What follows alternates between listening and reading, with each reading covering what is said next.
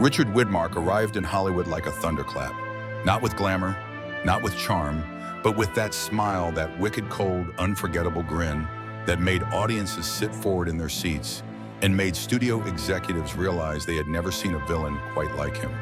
Born on December 26, 1914 in Sunrise Township, Minnesota, Widmark did not grow up dreaming of movie stardom.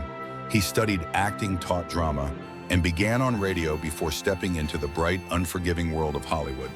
His first film, Kiss of Death, in 1947, did not just make him famous. It rewrote what screen villains could be. As Tommy Udo, the giggling psychopath who shoved a woman in a wheelchair down a flight of stairs, Widmark terrified audiences so deeply that he earned an Oscar nomination for his very first performance. But Richard Widmark was never satisfied with being trapped in the role that made him famous.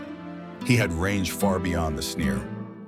Behind the cruel grin was a thoughtful, private, and deeply intelligent man who understood the psychology of the characters he played. And when he moved into westerns and war films, that intelligence blossomed into something steadier, something almost noble. In movies like Yellow Sky, The Law, and Jake Wade, Broken Lance, and Warlock, Widmark carried the tension of men torn between good and evil, honor and survival, violence and conscience. He played anti-heroes long before the term existed. These were men who did not fit in clean boxes. Men who fought not only enemies on horseback, but demons in their own chest. And then came one of his greatest roles, Jim Bowie in The Alamo, released in 1960.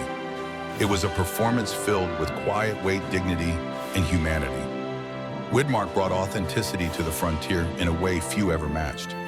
Off-screen, he could not have been more different from the tough guys he played. He was famously shy, gentle, articulate, and fiercely opposed to real-life violence. He hated guns. He hated brutality. He once said he found it ironic that he became famous for portraying men who embraced both. He loved sailing literature, quiet conversations, and the peace of his ranch in Connecticut, far from the Hollywood noise.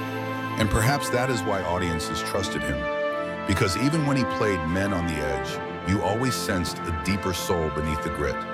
By the later years of his career, Widmark had become one of the most respected actors in the industry. He was a man directors admired, co-stars trusted, and fans never forgot. He did not rely on charm or polish. He relied on truth. Even in silence, he could hold a scene like a storm building on the horizon. Richard Widmark passed away on March 24, 2008, at the age of 93.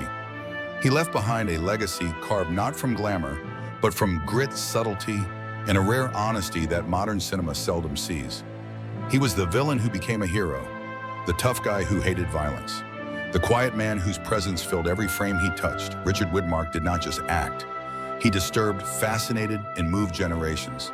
And like all true legends, he left a shadow far larger than the screen that tried to contain him. A steel smile, a restless conscience, a Hollywood icon.